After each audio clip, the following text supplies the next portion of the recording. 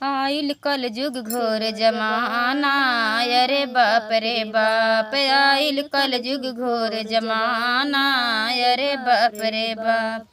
सासू दम दई पे दीवाना, अरे बाप रे बाप। सासू दम दई पे दीवाना, अरे बाप रे बाप। आइल कल युग घोर जमाना, अरे बाप रे बाप। तो हेलो दोस्तों, हमारे चैनल में आप सभी का स्वागत है। नमस्कार, प्रणाम। और ऐसा इस कलयुग में ऐसा सा दिन देखना पड़ रहा है, सुनना पड़ रहा है कि जहाँ नारी एक समय था कि अत्याचार सहती थी, लेकिन अब अत्याचार कर रही हैं और इतना ज़्यादा कर रही हैं कि सीमा पार कर दे रही हैं। एक ही नारी का घर गुजार रही हैं, अपना घर बसा बसाया उजाड़ रही हैं। तो अलीगढ़ का ये घटना है, आप लोग सास और दामाद का। तो बहुत ही प्यारा गीत उस बेटी को देख कर के दिल दहल जा रहा है, जिसके सपने को चकनाचूर कर दी।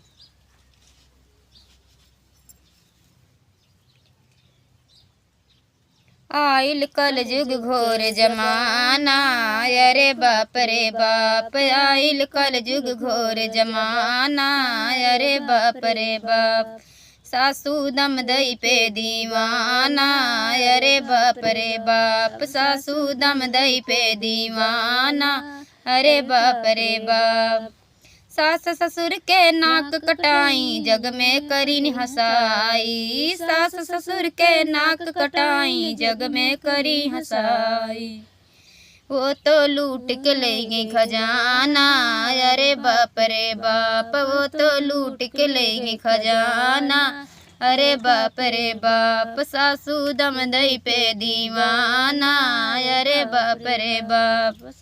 सासू दम दई पे दीवाना, अरे बाप रे बाप। आइल कल युग घोर जमाना, अरे बाप रे बाप।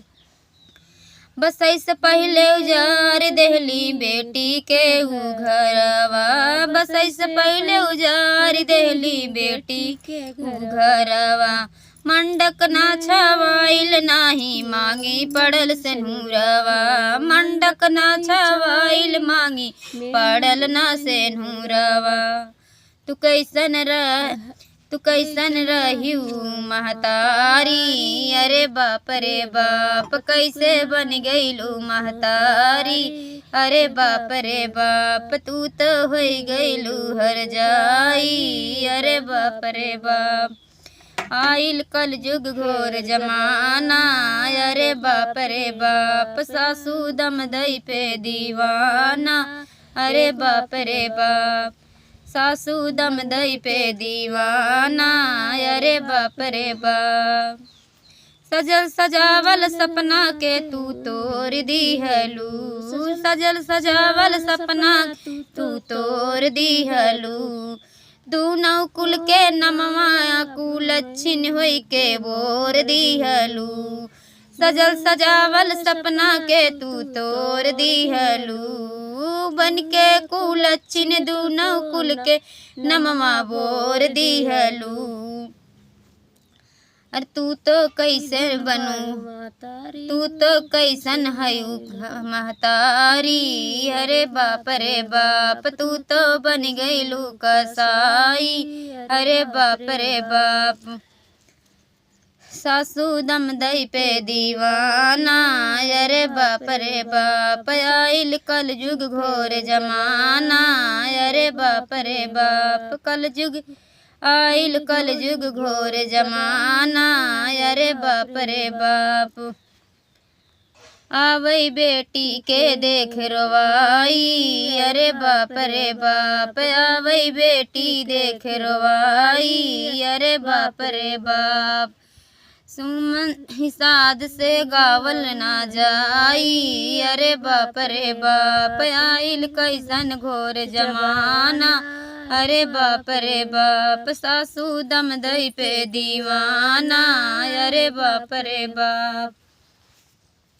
तो आप सब इस गीत को सुनकर कमेंट में ज़रूर बताएं कैसा लगा कि उन ऐसी दुष्ट नारियों की वजह से जो शिक्षित नारियां हैं, जो अपने परिवार और अपने समाज की साथ हैं और अपने घर परिवार के इज्जत करती हैं, उन पर भी शक हो रहा है इंसान को कि ऐसी ऐसी कर रही हूँ, अपने आप पर शर्मिंदगी हो रही है। न जाने ये अत्याचार, ये बुराई कैसे कब किस दिन मिटेगा। प्यार ऐसा हो गया है कि लोग प्यार के खातिर अच्छा काम भी कर रहे हैं और अच्छा से ज़्यादा बुरा काम कर रहे हैं। तो आप लोग कमेंट के माध्यम से ज़रूर बताइएगा।